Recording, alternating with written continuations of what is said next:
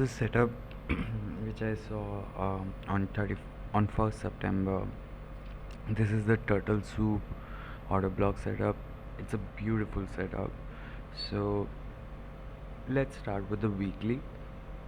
As you can see on weekly, the trend is up, clearly great strength. And last week, uh, the momentum was towards the upside, and we can see the draw of liquidity is most probably here, which we had not accomplished. So this is USD CAD, right? So if we see, this is the low of the week right here,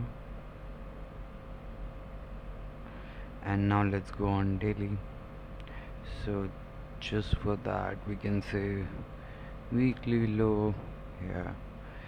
But why this setup is amazing is when you go to 12 hour,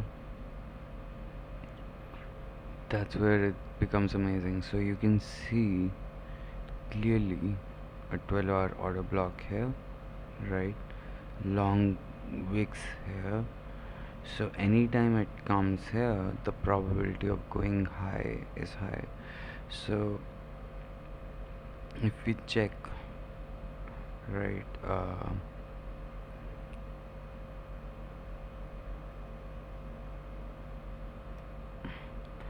how much did it go in, then you can see, let's see, it bounced from 0.5.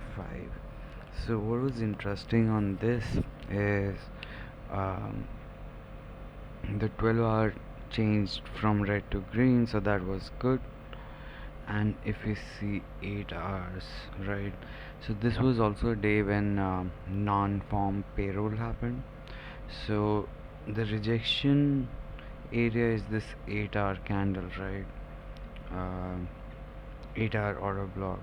So if you see, if we are bouncing from such a good setup, this could have been a problem, but because this was tested already, so that's why it didn't cause such a big problem. So that's good. uh, from here, let's see 4 hours. So when the day started, which was around this 5 a.m. to 9 candle, you could see a bounce. It happened behind the news of non-farm payrolls. So here, right here, you can see a straight bounce. It was such a powerful setup. One of the reasons it was so powerful is not only you're playing turtle soup setup, which is along these areas here, but you are also playing the weekly level, right? So clearly up move, clear bounce. On 5 minute, it looked like this from the news, right? It didn't even touch. Uh, there was some overnight action, and then it didn't even go in. But once it bounced, right? Firstly, it bounced from between the 0.25 and 0.5 range. So let's look at 15 minutes.